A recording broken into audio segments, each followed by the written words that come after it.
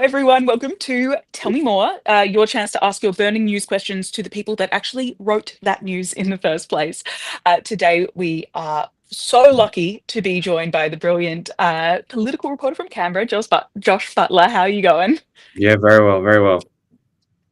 So we've dragged you on to talk about what's been consuming your life 24/7, I assume, for the last week, basically covering week two of the campaign. Mm. Uh, you have been on the campaign trail. Is that correct? All of last week?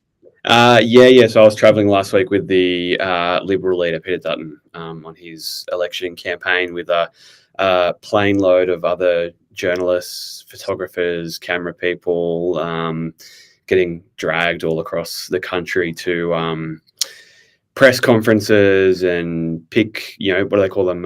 Photo opportunities. They call them pick facts. All these different events all over the place. It's been I've been back for a couple of days. I'm still quite tired. They're very long days. There's a lot of traveling, but it's very interesting to be like on the inside and seeing what happens in a campaign and how the leaders kind of jet around the country and what they get up to.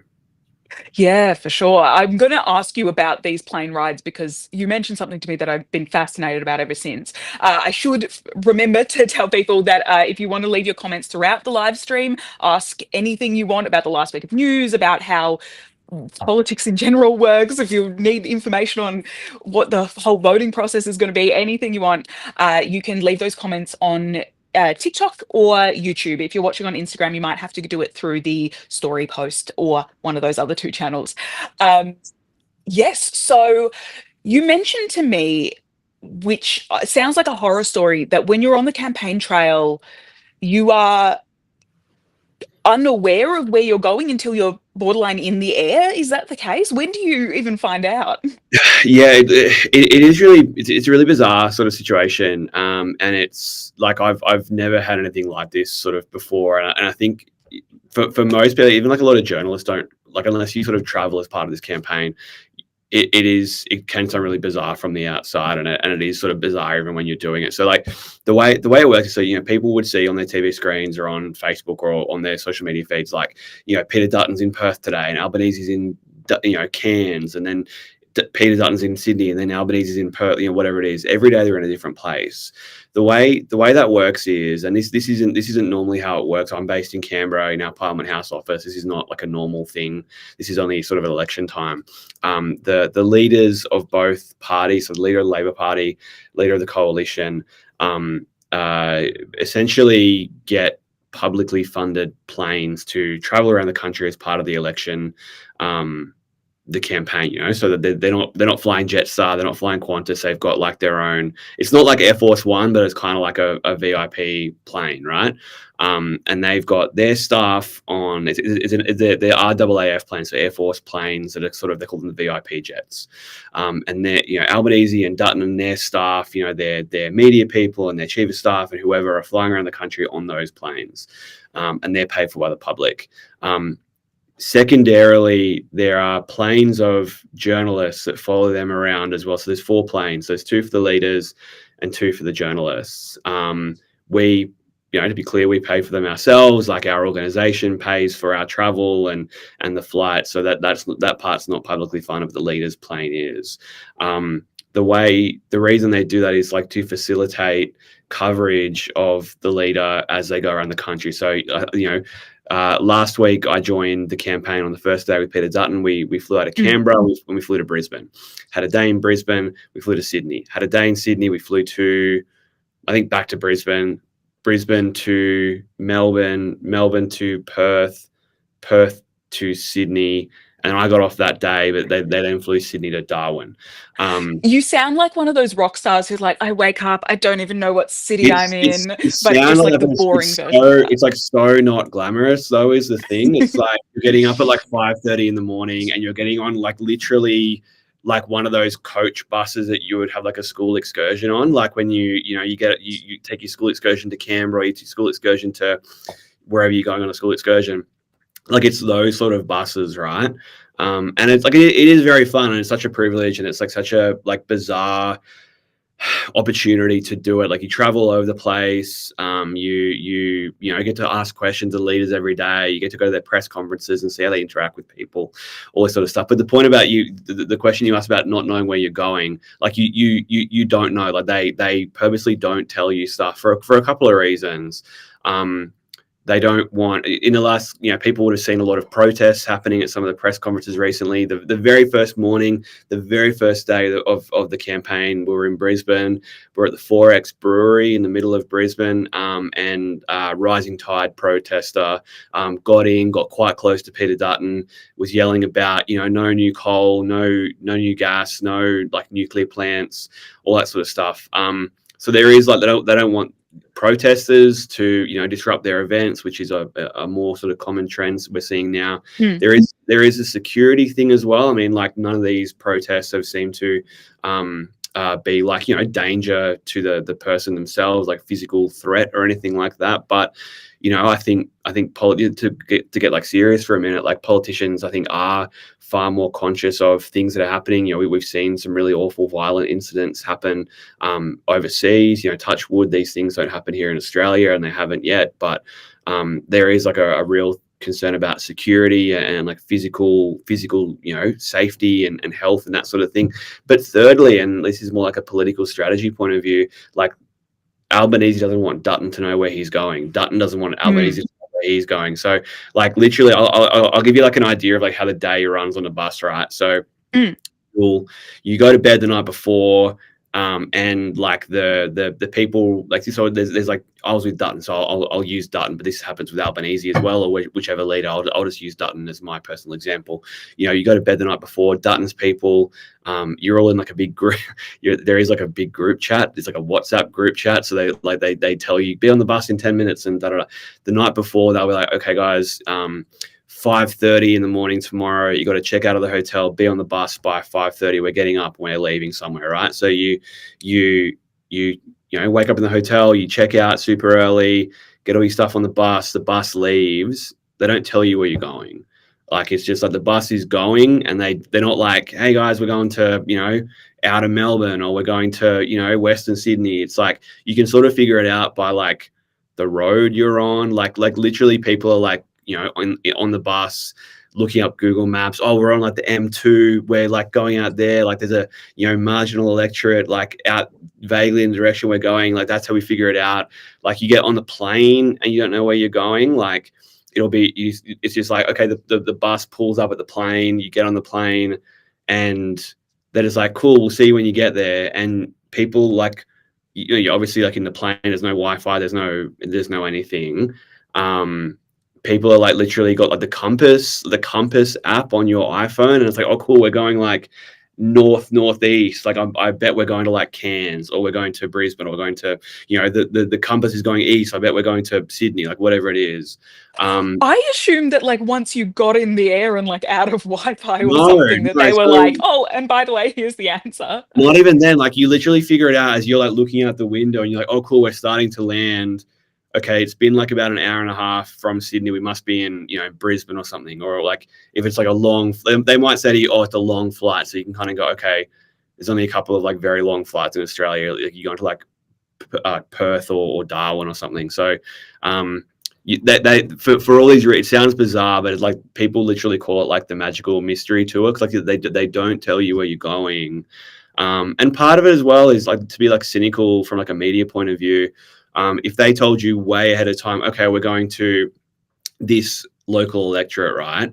You could do all the research on the bus and be like, oh, cool, all the local issues are this thing. And maybe there's like some controversial like road project that everyone hates in the town, but the government or the opposition or whatever doesn't want to talk about it. Or there's like some controversial candidate, right? There's some candidate that's been in like some scandal. Like maybe they don't want to give you time to research that. They want you to go to the thing, and like, because they set up all these photo opportunities, that they set up this, you know, we're having a press conference at the brick factory, which was one that Peter Dutton had last week, right? We're going to a brick factory, and we're going to talk about like how good our gas policy will be for manufacturing and for factory workers and all this sort of stuff. Like they want you to write the story that they want you to write. They don't want you to write the story that might be a bit controversial or a bit, damaging to them. And the more time they give you, the more you can like Google on your phone who's the candidate in whatever. And as we've seen this week, there's been a lot of, a bit more colorful, like controversial candidates that have sort of come out of the woodwork recently. And Yeah. the more time that you've got to research that, like the less it can go well for them, that they want you to keep on their message, not like stray somewhere else. Yeah, sort of keep them exhausted to write the story that we want a Mm, little bit and don't have time to Google. You yeah. mentioned controversial candidates and we'll get into, I guess, the broader sort of chat about the policies we've seen this week and things like that in a second. But I did want to touch on and ask about some of those stories that we've seen come Mm. out. There's been a lot going on because, all of the candidates for every electorate have been being picked, and not all of them have been a smash hit. Can you tell me a bit about what's been going on? Yeah, look, there has been a number of like really interesting candidates that have come out of the woodwork recently. Again, this is something that the parties do to kind of like pull the curtain away a little bit. Um, the parties do a lot of research on their opposition, right? So if like Labor is in a tough battle to hold whatever seat, they're going to try and find out about the candidates that are their opposition. They want to try and like, oh, this guy, back in the day, he had this controversial thing that he said, or he's written dodgy stuff on social media, or he's had some court appearance, or he's had some legal issue in the past, or he's been arrested, or all that sort of stuff. Some of the stuff that we've done a bunch of reporting on this week. I think the Guardian's done a stack of really good stuff.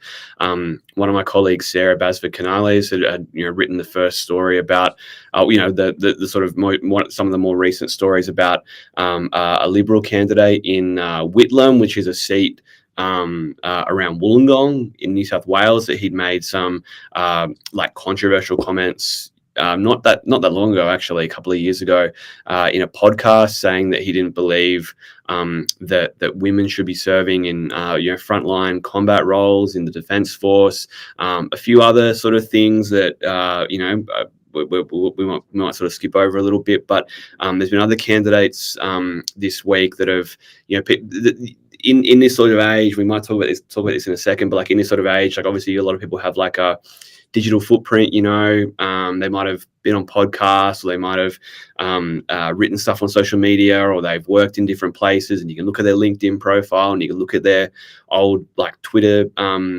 profile and Instagram posts and that sort of thing. A lot of this stuff sort of starts coming out now.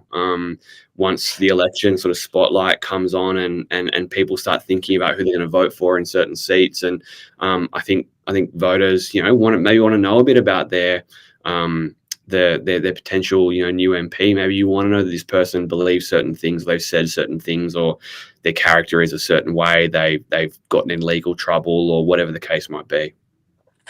So, I mean, I guess the question is, because this has happened notably a couple of times to Liberal candidates, as we talked about, the Whitlam, there's been other cases as Mm. well. The question's arisen of why aren't why aren't the parties vetting these people like that? Like, why? You would think, it's not like social media is brand new. Why are Mm. we still sort of having this stuff emerge? Why aren't the parties checking it? Yeah, well, look, I'll make, to be clear, I'll make like a general comment, and I won't sort of, this isn't in relation to any person that we've discussed up to this point, or any person in particular, but sometimes like literally candidates can lie on their forms. They might not Mm. tell the whole truth. They might overlook things. They might forget things. They might not think they should have disclosed something that they should have. Maybe the party thinks that something is, maybe they know about it, maybe the party knows about it, the person has disclosed it, and the party's fine with it, but like it looks a bit bad in the media spotlight, or that sort of thing. People have different like sort of standards, I guess. What the party might be okay with, that might not pass like the pub test, like the public sort of sniff test. Sometimes they just don't do the vetting. I mean, like there are 150 seats around the country. In the lower house, there's I don't know how many people would be running for the Senate, for instance. There's 76 spots in the Senate, so there might be dozens of people for each party running. Yeah. Um, the fact, and this is not like I'm not trying to like sympathize with political parties. It's like literally their job to do this sort of stuff. Like sometimes they don't have the resources to put into every single person. They don't have the resources to do like a full, top to bottom, every single day of your life background check on every single candidate, especially ones.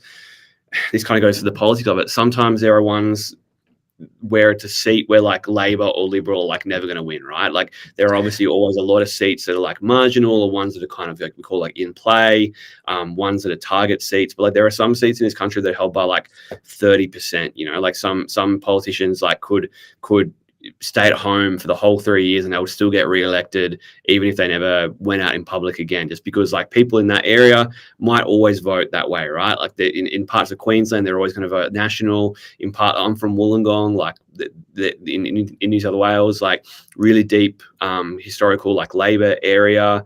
Some of these places, like people will vote for the party no matter who the person is.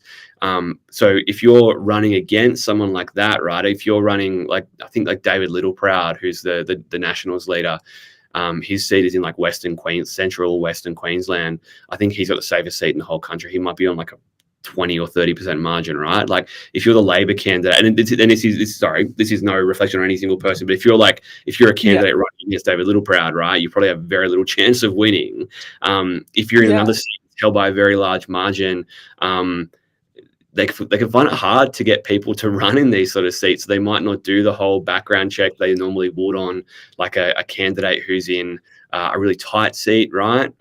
So sometimes these interesting candidate stories come out of places where that person was never going to win, but the Liberal Party or the Labor Party or the Greens or whichever party it is, just like needs to run a warm body in that seat sometimes. So maybe the bar is a little lower in some of those places sometimes. Yeah, the sort of someone's nephew seats. I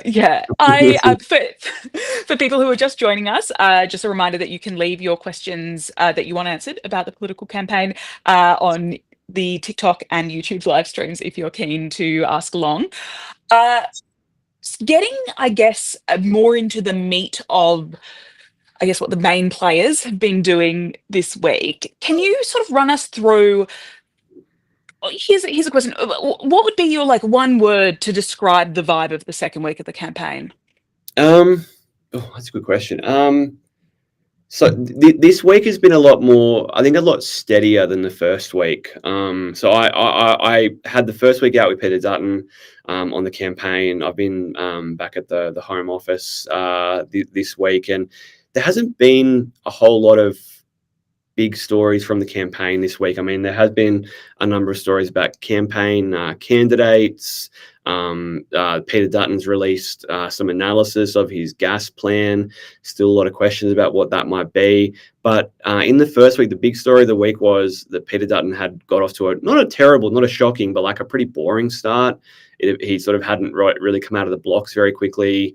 We were sort of hanging around at sort of press conferences where he wasn't really saying a lot. Like all the questions were about details of his policy and he didn't really have any. So Dutton was under a lot of pressure in that first week, and Albanese was, campaigning quite strongly, not like incredibly. He wasn't doing anything like spectacular, but sort of going along quite steadily and just sort of doing the job.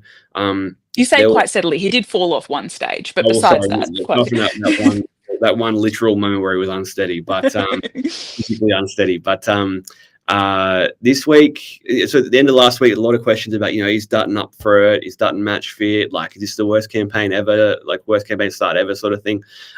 This week's been a lot more, I think Dutton sort of found his level a little bit, seems a bit more confident, seems like he's sort of settling into it a little bit. So far, it's been pretty steady this second week. Been a lot of talk about candidates, but the leaders themselves, I think it's been pretty evenly matched so far. There was a debate on Tuesday night. I'm not sure if anyone watched it on Sky News, but even then, that was a bit of a draw, I think, as well from most commentators, like verdicts of it. So pretty steady. Well, according to the Liberal Party, they put out that Dutton won before the vote was even over, right? Yeah, it was like 5 minutes afterwards. Well done, Peter Dutton, and an hour later, it was actually Albanese that had won the debate. So that was a little bit embarrassing. But we're talking about it now, so I don't know if that was part of their plan.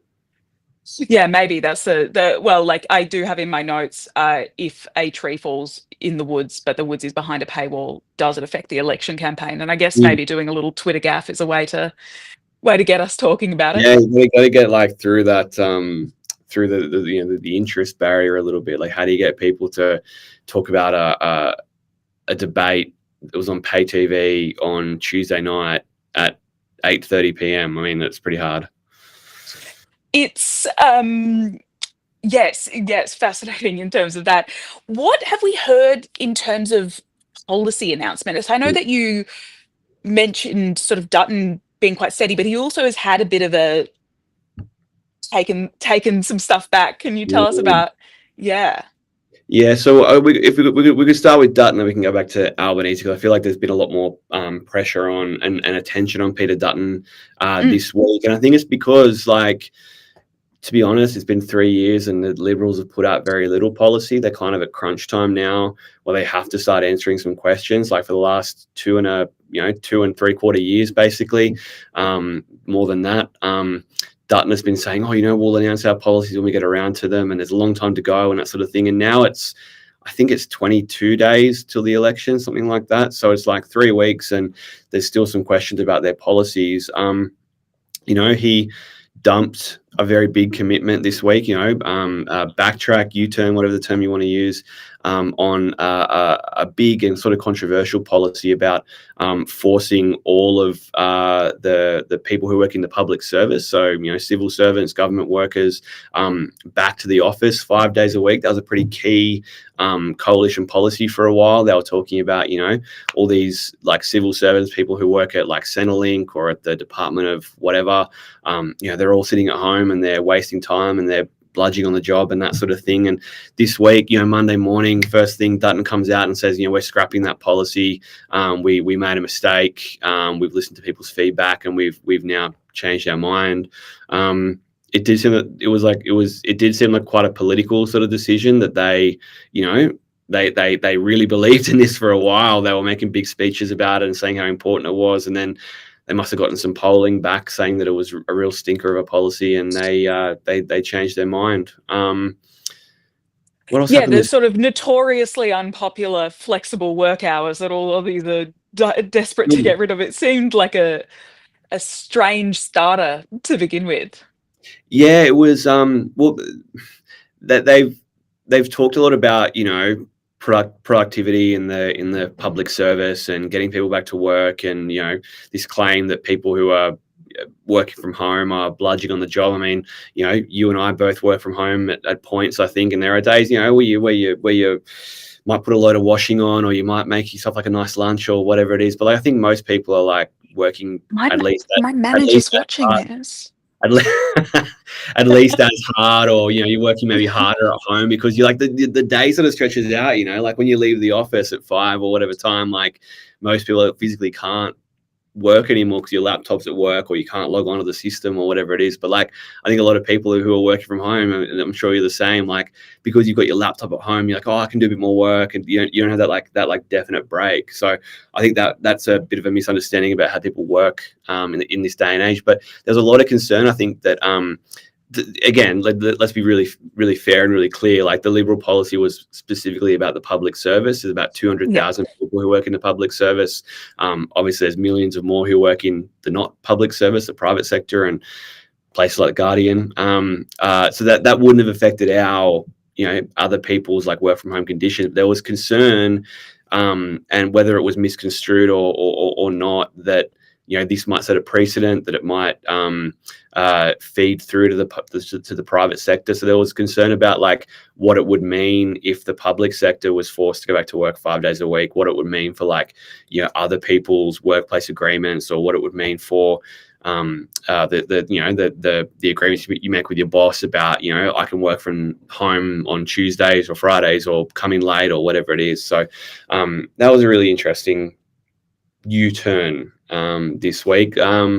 We also saw Peter Dutton fine, and this is a bit boring, but it's really important. And like a lot of stuff, boring but important. Yeah, that's what that they want it to be boring, so we don't pay attention. So This everyone is needs it. to They make it listen really up. complicated so that you like sort of zone out. You're like, oh yeah, cool. Mm. This isn't for me. So Peter Dutton has his gas policy, right? They announced his policy Mm, in the budget reply 2 weeks ago now, of like keeping more gas in Australia. That we, Australia's heaps of gas, but we end up exporting most of it overseas. I think it's like we keep 20% of it, and we export 80%. Someone will correct me on that, but it's something like that, right? Australia has heaps of gas, and we export a lot of it to make money. But Australia doesn't keep enough of the gas that we need, so we might keep this much, but we sort of need this much. So we end up buying gas back. So we dig it up, we put it on a ship, we export it, and then we buy it back from other people because we haven't got enough gas. Dutton's policy was to say we're going to keep more of the gas that we own. We're going to put like penalties on companies that export too much or don't save enough and that sort of thing. He's been saying for a while, it's going to lower electricity prices. It's going to make things cheaper. It's going to lower your, consumer power bills for you and I. It's going to lower bills for like manufacturing plants, so places that are like making aluminium or like bricks or glass bottles or plastic or whatever. Like mm. those are some examples they gave. But for weeks, people have been asking, well, okay, well, how much is it going to save? Like how much, what's the modeling say? What's the economic analysis say? And he, fobbed it off for a while. Oh, it'll come soon. We'll let you know, blah, blah, blah. And finally released it this week. And it said that people would save, I think it was 3% on their household power bills and something like 7% on your gas bill. So, I mean, it's small little money, but, for some people, it might make a big difference.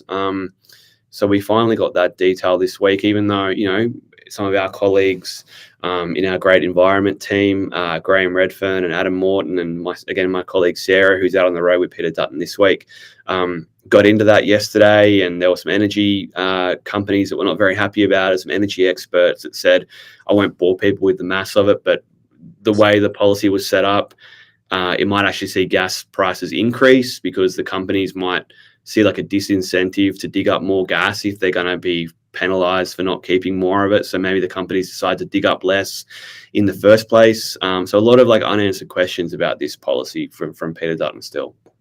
Yeah, I guess it was. I mean, this is sort of a trend, right? Of Dutton sort of saying, "Okay, it'll come. The information will come. We're building up to it." And then when it does come, because there has been this lead up, people are a bit like, "Oh, okay."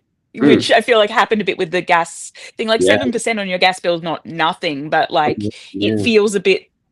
Oh, oh, that's what we've been waiting for. Yeah, well, and this is the thing too. It's like this is where like the devil is in the detail. I mean, for a long time he's saying, "Oh, gas, power bills will be lower under us, and it's gonna be great." And da. I'm like, yes, 3% is lower. Like 3% lower is lower, but it's not as though it's some astronomical amount of like Labor is this and Liberals are that. It's kind of like, that like the difference isn't really that much. So, uh, this is why we ask those details, because politicians like to say, and like, Albanese does it as well. Everyone does it. They kind of like over-egg their own policy and, underplay their opponent's policy. But, 3%, I'm not sure, like people might look at that and go, well, actually, is that sort of what you were kind of implying it would be? Or have you sort of overinflated what you are going to do for me? Yeah, for sure. And speaking of, we'll get to Albanese policies in a small moment. But one of the things that has had a lot of talk around it was Dutton was asked about the woke agenda Mm. in schools and mentioned. Actually, you know what? You're the political reporter. Why don't you tell me what the situation was with that? Sorry. Yeah. So this actually happened on the week when I was out with him. So we were in Mm, his electorate of Dixon, which is just outside of in Brisbane. I think a bit north of Brisbane, but someone might correct me on that as well. And there was again a Sky News forum at like a pub. One of the late night, like after dark Sky News hosts runs this like series where they go to pubs around the country and they take like questions from people at the pub. Like I think it's literally called like the pub test or something. And Dutton's at this one, right? And he's like local electorate at the big hotel complex in his electorate in Brisbane.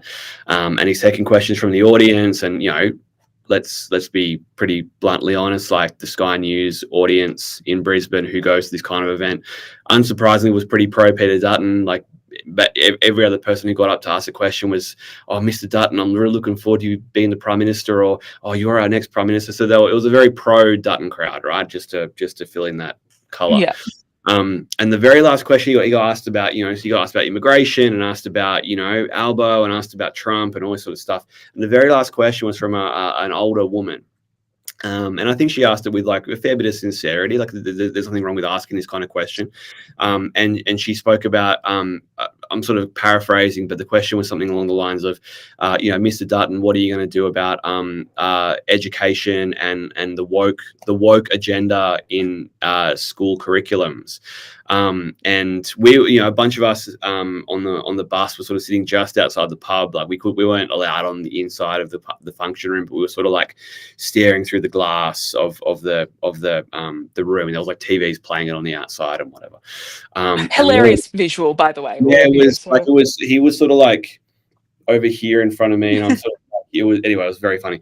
And we all sort of like perked up because it had been a long day and a long night, and some of the questions were a bit ho-hum, but we all sort of perked up when it got to the woke agenda, and he went, again, I'm sort of going to paraphrase, I don't have the quote in front of me, but it was something like, why the federal government has an education department, employs all these public servants. He said thousands and thousands, but it's like about 1,000 public servants in the education department in Canberra federally. Why the federal government doesn't run any schools, doesn't employ any teachers? Why do we have all these public servants? But at the same time, again, still paraphrasing him here, the federal government distributes a lot of funding to the states. There should be, maybe we could put conditions on the funding to the states based on the agendas of the curriculum that they teach. He didn't use the word woke, but he spoke about the agendas coming out of universities and that sort of thing. And we pressed him on that sort of stuff the next couple of days at press conferences. And he didn't really want to bite on what he thought the woke agenda was, like what woke was, how do you define woke? He sort of like flat batted all these away. So he was happy to sort of engage with that question at the Sky News forum, but not, to a daytime audience. I thought that was quite interesting. But he basically said, the agenda, and he spoke about, university lecturers going to protests, and there wasn't really a lot of detail about how this would work, or if it would even be a thing, or if he was just kind of spitballing or freestyling. Well, that's what I was going to ask. Is this, like, from the clip, I kind of got the impression that this was almost him sort of coming up with it. I'm not saying that that's necessarily the case, but it sort of felt off the cuff. And I guess that actually contextualizes it a lot to know that it was sort of within a situation where there was a lot of questions leading up to it that were quite sort of, comfortable and easy. He's with his crowd. He does it. But like, was there a sense of if this is actually a policy? Yeah, I mean, it was an interesting sort of crowd. And again, like, these are people who have come out at, 8:00 at night or 9:00 at night, whatever time it was. Like, I think it's good that people are engaged in politics and they want to, ask a question and go, learn about the news and that sort of thing. But, it was quite a pro Dutton crowd. And I think he got quite comfortable, and he sort of maybe said something that he might have said differently if it was a different context. He has talked about this stuff before, and this sort of goes back to some of the public service stuff too. Like, he's talked about cutting 41,000 public servants. We don't know where they'll come from, but a couple of times in the last couple of months, he has made that sort of quip that I mentioned before about, that the federal government employs, thousands of people in Canberra at the education department, but we don't run any schools in the federal government. We don't employ any teachers. So he sort of hinted very briefly, but not really ever fully fleshed or colored in those lines, that they might look to cut people from the education department. He said similar things about health, that there's all these public servants who work in the health department. The Commonwealth, the federal government doesn't own any hospitals, doesn't employ any doctors. So that's sort of in the ballpark of what he's speaking about. But the thing about conditioning, putting conditions on funding from the federal government to the states about if they're going to teach a woke agenda, or like that they're only going to get money if they don't teach a woke agenda, that was, I hadn't heard that before.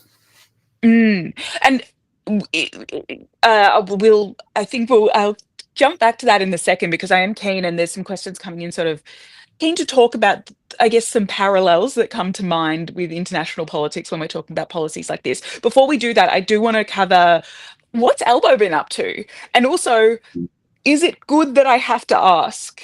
Is that good news for the Labor Party? Well, yeah, I mean, I think yeah, last time around there was some criticism that Labor was running like a small target campaign. I don't think that's necessarily the case now. They've come out with some sort of bigger picture policies. Um, I think part of it too is though, like Labor and being in government, you have to kind of do stuff all the way through, right? Like you can't just sort of sit in the shadows. You have to sort of do stuff when you're in government. So for the last 3 years, the government has been outlining policies. They've been announcing new things, and as we got sort of more towards the election, there were things that were announced in the lead up. Like they said, if we get back in, we're going to cut student debt by 20%. If we get back in, we're going to more like renewable energy and more like grants for like batteries and solar panels and all these sort of things. So the government has been sort of gradually announced. They kept some announcements for the election for like to make a big splash and to get good headlines, which is pretty normal stuff for any government, anyone in the campaign. The big policy this week from the government has been it was around $1 billion for mental health, especially youth mental health. They're planning to open up a few dozen more specialist youth mental health centres across the country. They're going to expand or set up some new headspace centres as well. There's more money for like training like mental health counsellors and mental health workers and caseworkers and that sort of thing. They're not announcing sort of as many new things as the coalition, but I think part of it is, as you said, the coalition's waited this very long time to really announce anything. They haven't really announced a lot before the last couple of months, and they're at the point now where they to get into government, they really have to win like a net of 20 seats, like 20 seats on top of where they are now, even before they might lose a couple, which is likely as well. So they've got to like make some bold moves if they're going to even get close. So I think they're sort of under the pump more to sort of announce more stuff. But they're also, as I said, they haven't announced much in the lead up. So they should really have a good bag of policies they should be ready to outline, I think. Yeah, because I know going into the budget, which was last month, I think we were expecting there to be more sort of there's money withheld of things not commitments not yet announced, and we were Decisions sort of taken but not announced is the budget term, yeah. oh yeah, I was trying to remember the acronym the entire week and I never managed it.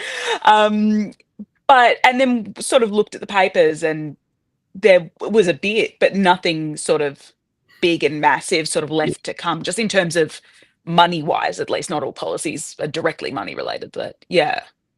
Yeah, I think that's right. I mean, the way to kind of again like under the hood of how the campaign sort of works, like it's a 5-week campaign, right? Mm. The first week people are sort of a bit interested. There's a big flurry of the election's been called and and people are racing around. They want to start a good impression, right? So the first week's often quite busy, and then the last week two election days, the final sprint. People are maybe finally tuning in. They go, oh god, I've got to vote next week, may as well start thinking about it. So like the first and the last week are often quite busy, a lot of announcements. In the middle period, week 2, 3, 4 often is a bit slower. Like it's sort of they've gotten over the excitement and the sort of stress of the first week, and it's kind of like, okay, we've got 4 weeks to go, there's a month to go, we've got to like sort of lock in, let's settle in and let's do this really well. So often like the second and the third week are a bit quieter. The fourth week kind of picks up again as towards the fifth week. But in this week now and probably the next week, it's going to be a bit quieter. And we're also like, don't forget, it's like, I think it's Easter next weekend, then it's Anzac Day. Like there are some public holidays here that kind of like stunt the growth of or that sort of momentum of the campaign. So it'll be a bit stop-start. And I think we should probably maybe expect some announcements, some bigger announcements, splashy stuff, maybe towards the back end of the campaign when people are kind of getting ready to make their decision and cast their vote. Yeah, for sure. It's interesting that we're talking about like this lull in Australian politics and stuff. When the world hasn't been lulled this week, there's been a fair amount going on. Can you maybe talk to me a little bit about this? We chatted with the economics editor Patrick Commons yesterday, but I was keen to get your take of how have we seen the Trump tariff situation sort of ripple throughout the Oz campaign? This has been really interesting, and the tariff announcement last week like came in the first week of the campaign, right? So I think Albanese was in Melbourne, and gave a press conference. Like the announcement from the White House from Trump was like 6 in the morning here, so 6 a.m. I think Albanese had a press, maybe it's like 7 a.m. Albanese had a press conference in Melbourne like an hour later. We were in Perth, so we were 3 hours behind. So we had to sort of wait until like 10, 11 o'clock. I think in Perth. Wait, no, the other way around. Sorry. I forgot the time. We were kind of a couple of hours behind Albanese. You're a rock star. You didn't even know where you were. Where does it work? No, it's the other way. So it was like 8 a.m. in Perth. So it was like 11 o'clock on the East Coast. I think that's the way it goes. So it was Yeah. like far later in the day, right? When Dutton responded.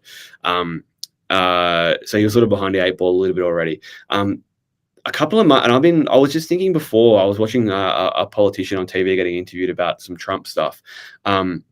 I've been fascinated about how quickly the sort of calculus of this election has changed. Like even like 2-3 months ago, maybe like start of the year, January, February, there was heaps of talk about like Trump being the president, getting in, doing his agenda, making all this, doing all the stuff that he's doing is going to be really good for Peter Dutton. This was the vibe in January, February.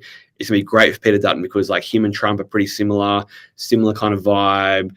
Dutton, he's now distancing himself from it, and he's sort of like shrugging off these comparisons. But for a while, like, they were doing a lot of like at least similar to Trump, if not like directly outright Trump inspired or like literally photocopying what Trump is doing, like policies from the Liberal Party, right? They had an idea for a shadow minister for government efficiency, which was Elon Musk's Department of Government Efficiency. Make the comparison there if you like. Susan Ley, the deputy Liberal leader, referenced like Elon Musk and Tesla and that in a speech on January 26.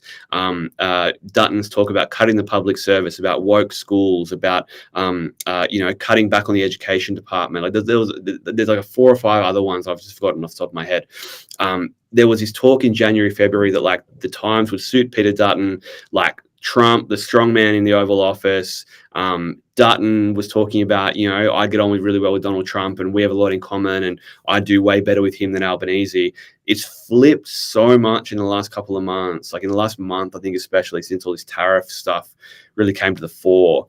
I think, and I've seen polling on this. I've talked to like politicians and government staffers and people who do like polling and research and focus groups and that sort of thing for both sides. And Australians are saying in these focus groups, they don't want Donald Trump sort of stuff here. They don't want Trump style politics.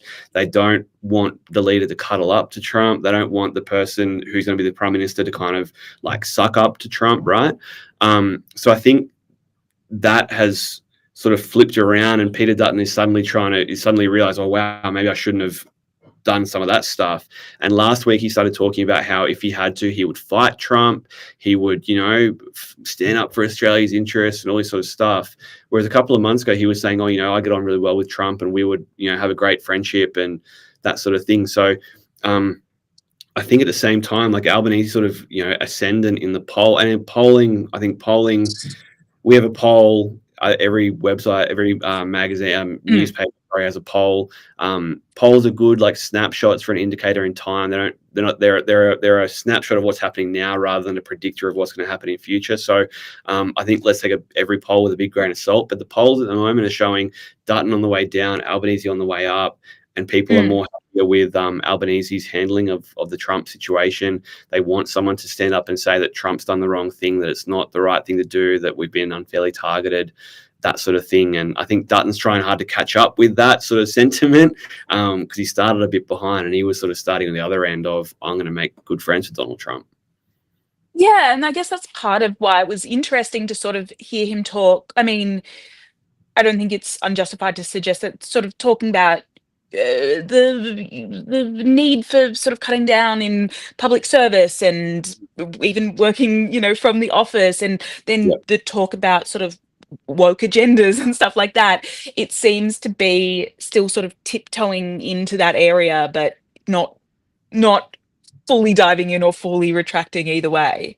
Yeah, I think he's sort of picking and choosing some bits. If you did everything single thing of Trump, like you wouldn't be able to shrug off the accusations that you're copying him. Like I think some of it is like a wink and a nod. I think that shadow minister for government efficiency is a pretty undeniable link there. Some of the other stuff I think is a bit, he is explaining it a way of saying, oh, we're trying to deal with government waste, and of course the government should be efficient, and the public service is like too full of people and people aren't getting enough help, so like why should we be having all these public servants working from home and that sort of stuff. So like there are some, I think, pretty standard like conservative policy tropes in what Dutton's saying. Like it's not like Trump and Elon Musk didn't invent this idea of cutting government waste, but there are some things that are pretty coincidental at best, coincidental at least, about the way that he's gone about some of the announcements and campaigning that he's done. For sure. We had a question come in. Someone was asking, what are the politicians going to do about the quite universal discontent among millennials and younger Australians? Mm. Yeah, what are we seeing That on the sort of is the young side of the spectrum? that is a really good question. Uh, I guess there's a couple of things off the top of my head. There Mm. is a couple of things.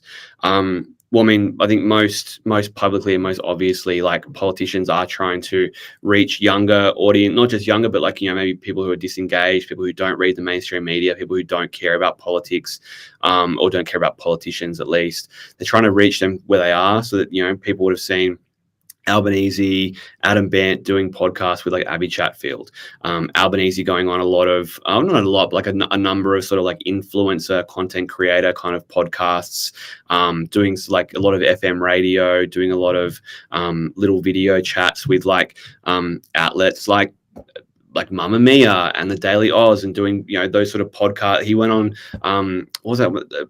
Aussie Man Reviews, and they other politicians have gone on like the Batuta Advocate podcast.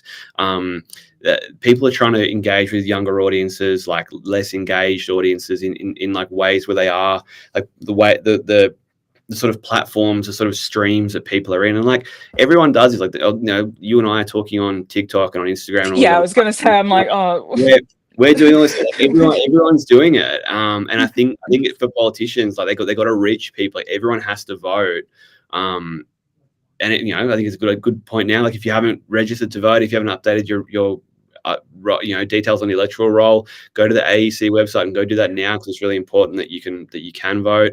I've got bad news. Is it already closed? That ship sailed. I didn't realize. I thought it was the end of this week. No, it was the 7th. Yeah. Well, too bad if you've missed out. Sorry. I hope everyone has updated their. I thought it was next one. There we go. You know more than me. But in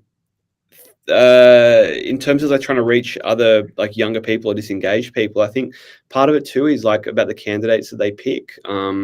It can't just be all like older white men who run for politics. Like I haven't seen stats on this, but sort of anecdotally or colloquially, like there is a lot of diverse candidates, a lot of like younger people, women, people from diverse backgrounds, people who might have been born overseas, people who might have come to politics not just through like being in a student union at uni, or like working in a trade union, or being a lawyer, or like people who've come from like diverse backgrounds.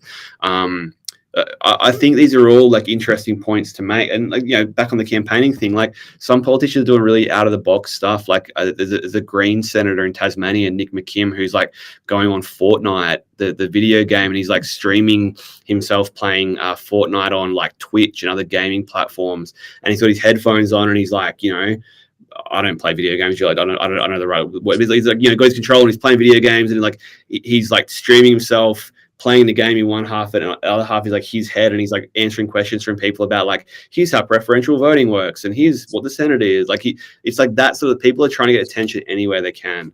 And I think, you know, the podcaster influencer thing is like the novelty thing this election. But, you know, I think they might have been this same discussion about like when politicians started going on, like talking to the Guardian or talking to Crikey or talking to, you know, the Daily Oz, or like going on FM radio and talking to Kyle and Jackie O. Like it's all part of the same bag. Like you talk to people where they are, and you know, you try and present a different sort of face. Yeah, it's interesting. I mean, do we think, like, will that work if there isn't also the policies to back it up? I guess is a sort of a question that I always am not necessarily saying that these candidates don't have Mm. policies for young people, but I'm always questioning sort of like, okay, the TikTok memes, okay, good job. But then, you know, the comments tend to be, okay, we can't afford houses, my man. Yeah. So And that's a really good point too. And I think for people who are interested in politics, follow the news, who have time and like the attention, or even just like the energy to kind of like follow the news, which not everyone does, which is, you know, people have busy lives and the economy, you know. But I think there are a lot of people, and this is not a criticism. I think this is the way the world works. There are a not tiny number of people who walk into the voting booth and don't know who they're going to vote for. This is why, you know, when you go to the vote at the local school, the local town hall, or whatever, there's all these people at the front, like in the Liberal shirt or Labor shirt, Green shirt, whatever, and they're passing you those little pamphlets. It's because there are some people who literally walk into the booth and have no idea who they're going to vote for, and they might vote for the person who has like the best pamphlet, or like, you know, the person who gives them the pamphlet the last one they speak to, or whatever.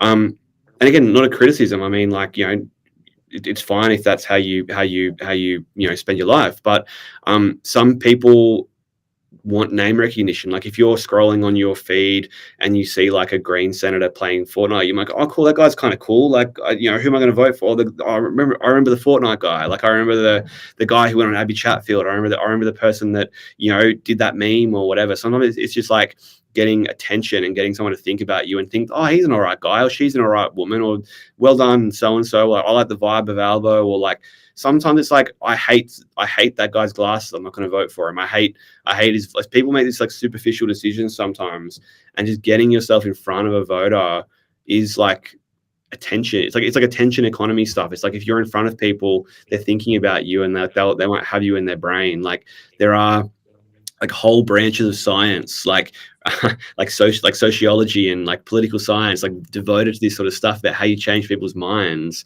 And you know, they wouldn't be doing all of the results, the data, it just says Fortnite. But they wouldn't be doing it. It's the thing. They wouldn't be doing it if it didn't have an effect, right? These are very, very clever, very like cunning. I don't mean cunning in like a, you know, negative way, but like cunning people who do things for a certain reason. And if they were getting no benefit out of doing this stuff, like the politicians wouldn't be doing it. So there must be some benefit they're getting out of this stuff. And if it's just name recognition, if it's just like a vibe of, oh, I heard Albo on Kyle and Jackie O and he sounded pretty cool, or like I saw Dutton at the footy and he seemed like he was an all right dude, or I saw Adam Bant down at the cafe and he like high-fived me. Like sometimes like it can literally just be that. Yeah, for sure. Apologies if I think I cut out there for a second. Yeah, it's interesting, that sort of kind of, yeah, there's a very just like what's a name I know element. Yeah. I will let you go because you have had the biggest week, and the only weeks that will be bigger will be the next 3 weeks of your life there. But thank you. Yeah, thank you so much for joining us. This has been just a brilliant chat. Thank you, Josh. You're so welcome. Thank you for having me.